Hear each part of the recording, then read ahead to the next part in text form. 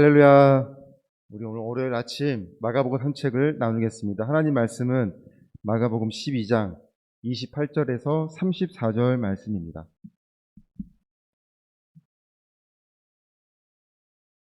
마가복음 12장 28절에서 34절 말씀입니다. 서기관 중 한 사람이 그들이 변론하는 것을 듣고 예수께서 잘 대답하신 줄을 알고 나와 묻되 모든 계명 중에 첫째가 무엇이니까?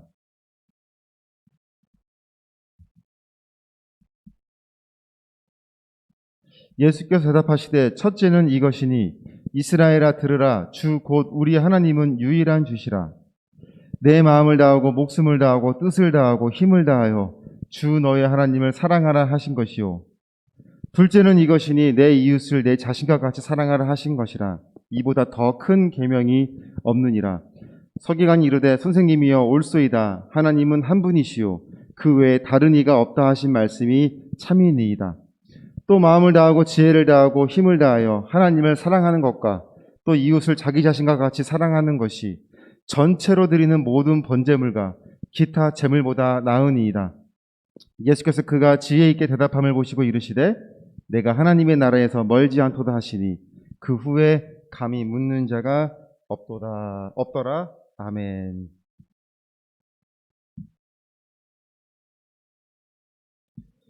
아브라함과 하하로부터 시작된 인류의 역사는 아브라함을 통하여 민족을 이루셨고 이삭, 야곱, 요셉에 이르러 애굽에 정착하여 살던 이스라엘 민족이 애굽의 노예로 살게 되기도 하였습니다.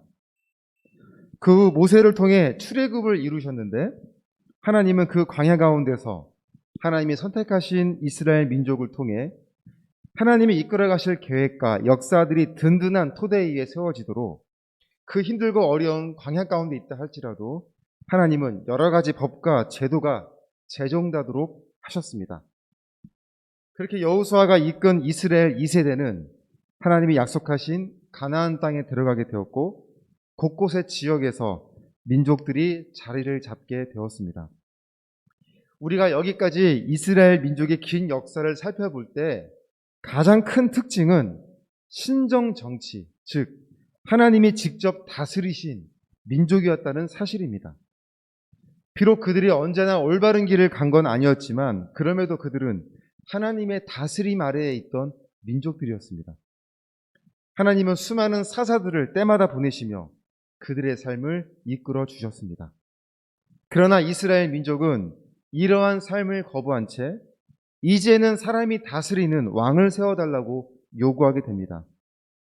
하나님은 그들의 요구를 들어주셔서 사울을 초대 왕으로 세워주셨습니다. 그러나 그와 함께 하나님은 이렇게 말씀하셨습니다.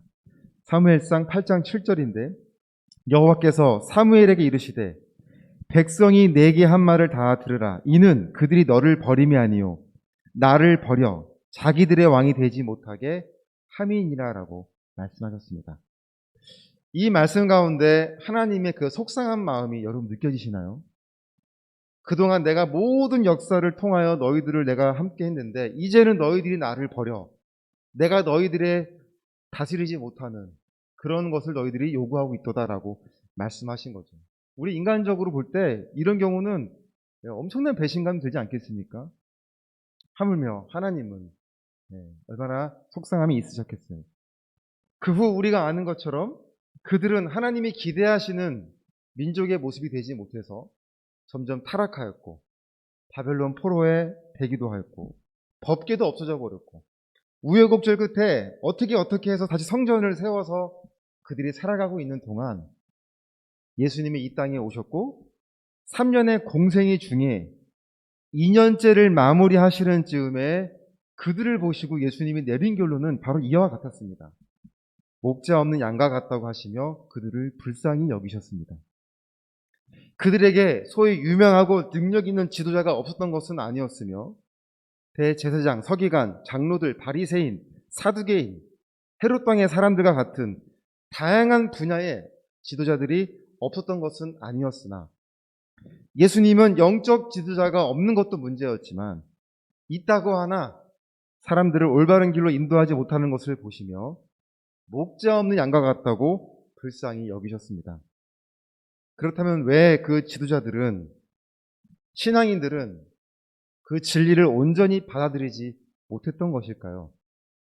앞서 부활 논쟁의 사두개인은 모세오경에 무엇을 보고, 목숨처럼 여기는 그 모세오경에 무엇을 보고 부활과 영생이 없다고 믿었던 것일까요?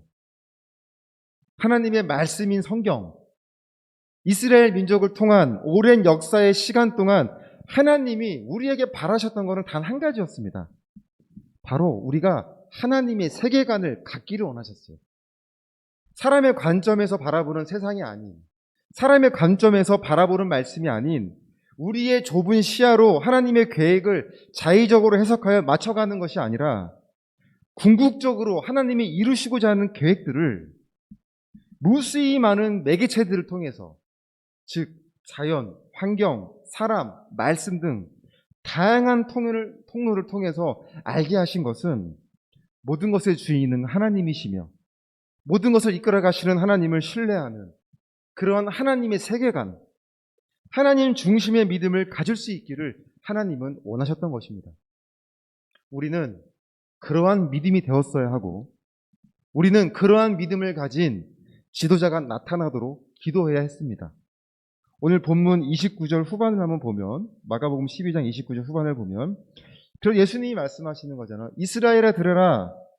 주 곧 우리 하나님은 유일한 주시라 라고 말씀하고 있는 거죠. 주님은 이 말씀을 들으라고 하시는 거예요.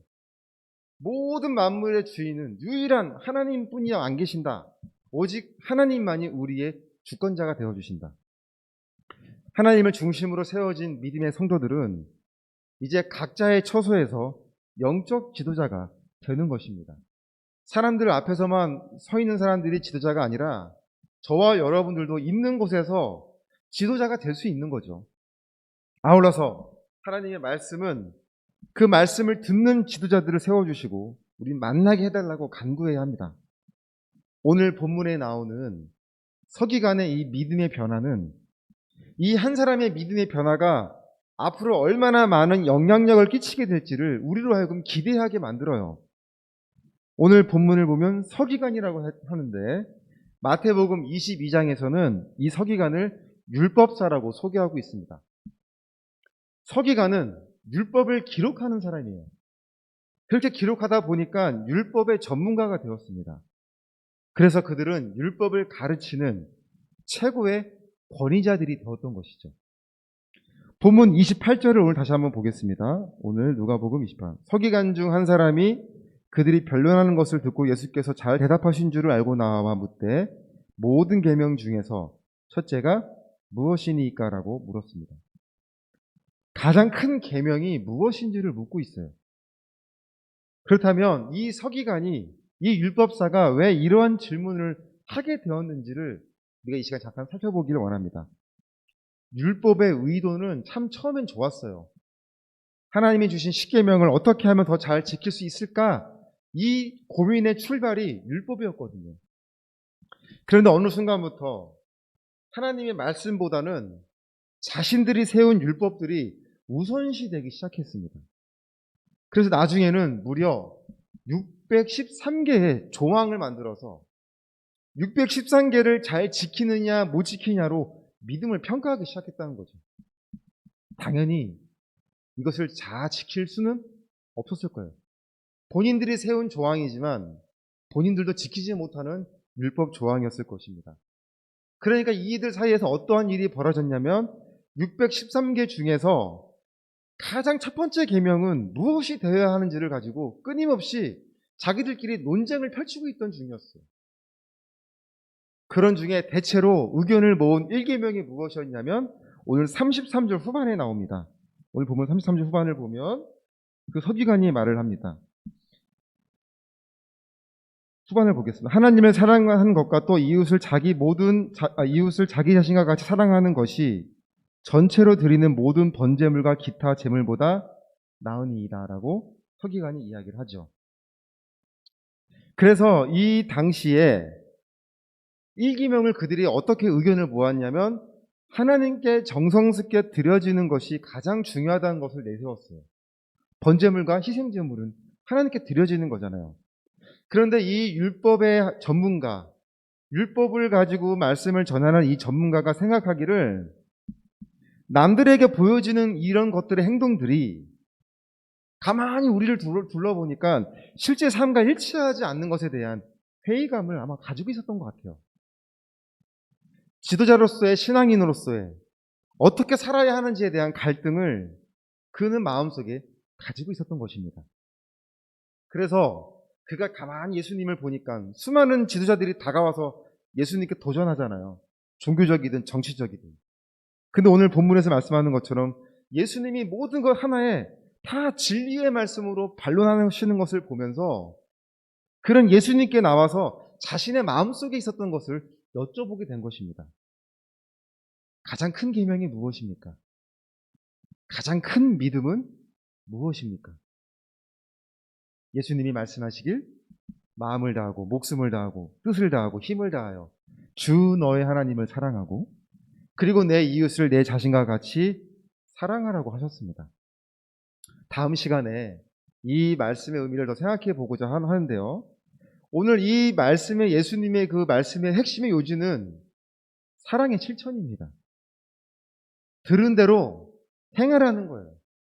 하나님을 사랑하는 대로, 내 자신을 사랑하는 대로 이웃을 향하여 그 사랑을 실천하라. 예수님의 말씀이 요지였습니다. 서기관이 그 말씀을 듣고 깜짝 놀란 거예요.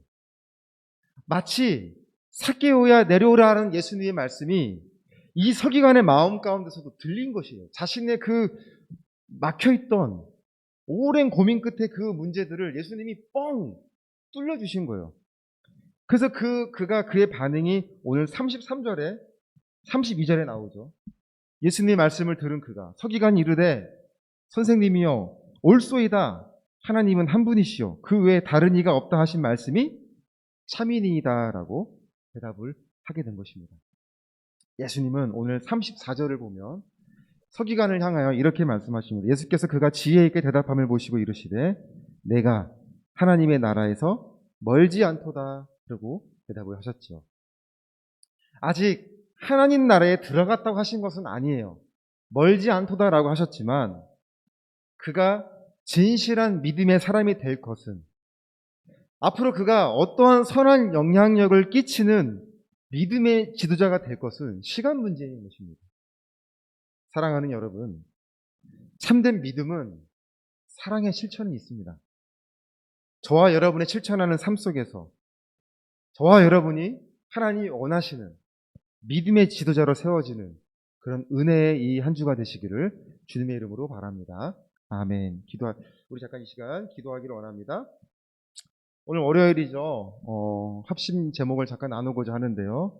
오늘 이 말씀이 우리의 삶 가운데 이루어지도록 기도하기를 원합니다. 참된 믿음으로 세워지는 하나님 성도가 되게 하여 주소서. 사랑의 실천을 감당하는 성도가 되게 하여 주소서. 하나님의 말씀을 듣는 이 나라의 지도자들이 세워지게 하여 주시옵소서. 코로나의 이 위협 확산이 속히 멈추게 하여 주셔서 우리의 일상이 회복되는 시간이 하나님 되게 하여 주시옵소서. 우리 이 시간 같이 합심하여 기도하시겠습니다. 사랑의 하나님 감사합니다. 이 시간 또 하나님 말씀을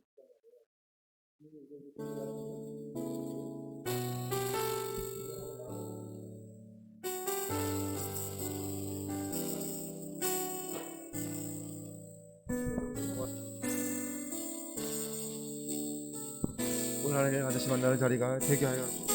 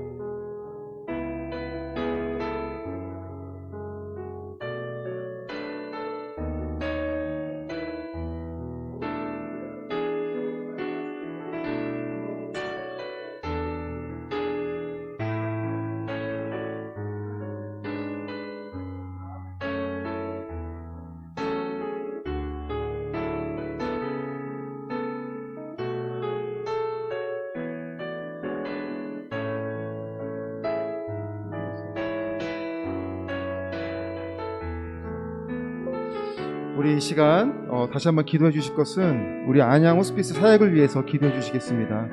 하나님, 위축되지 않고 나아가게 하여 주시옵소서.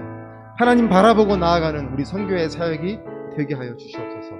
이루어지는 모든 계획들을 하나님 받으시고 하나님이 기뻐하시는 가운데 하반기의 모든 사역이 되게 하여 주시옵소서. 우리 시간 다 같이 다시 한번 기도하시겠습니다.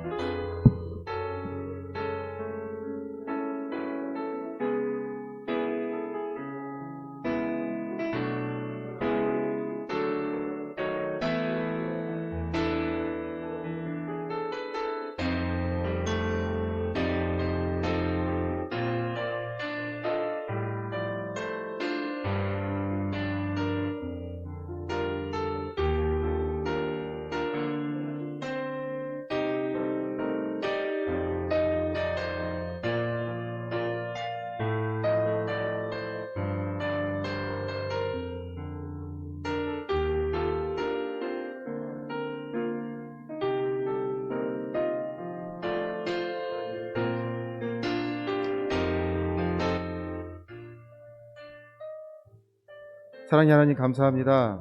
한 주일의 시작을 은혜로 시작합니다.